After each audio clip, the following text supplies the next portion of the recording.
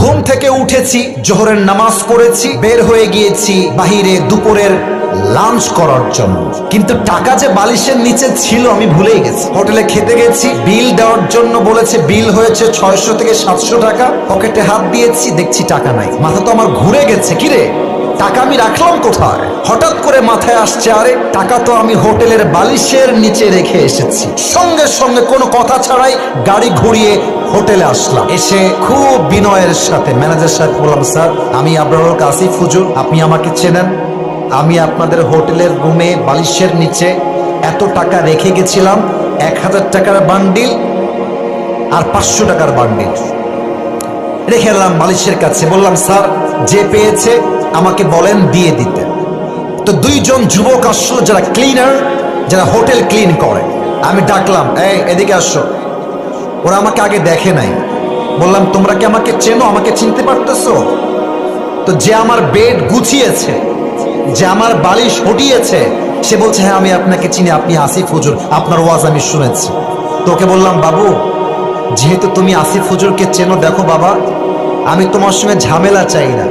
আমার বালিশের তলে আমি টাকা রেখে গেছি, আমি 100% ড্যাম শিওর টাকাটা বাবা আমাকে দিয়ে দাও, তোমাকে আমি হাদিয়া দিয়ে বাসায় চলে যাব। যুবকটা মুখের উপরে বলছে, না আমি টাকা দেখি নাই, জীবনেও না, এটা সম্ভব না, আমি 1 টাকাও হাত দেই নাই।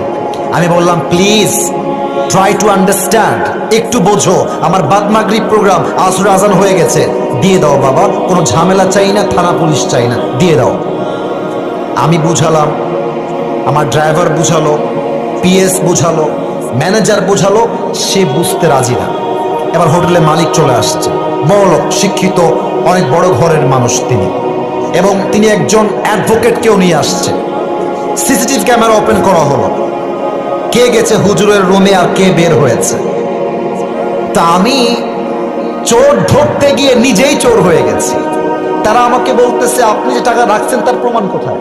আমাকে বলতেছে, বিনয়ের সাথেই বলছে যে, স্যার আপনি যে টাকা রেখেছেন এখানে 40,000 টাকা, তার প্রমাণ কি আপনি আমাকে বলেন। আমি তো ঝগড়া চাই না, আমি সবসময় সমাধান চাই। তা আমি বললাম, একটু ক্যামেরাটা আগা পিছা করেন, সিসিটিভি ফুটেজটা সব চেক করা হলো। হোটেলের মালিক বললেন, হুজুর টাকাটা হয়তো বা আপনার স্টাফরা নিয়েছে, কারণ তারাও আপনার রুমে প্রবেশ করেছিল। আমি বললাম, দেখেন আমার স্টাফরা, they have been working with me just for 4 years, প্রায় 4 বছর যাবত আমার সঙ্গে তারা আছে, আমার 1 পয়সা হাত দেয়নি আজ অব্দি, ওরা নিতে পারে না, প্লিজ একটু সমাধানে আসেন। না, উনি মানতে রাজি না, উনি বললেন এটা হতে পারে না, আমরা সরি।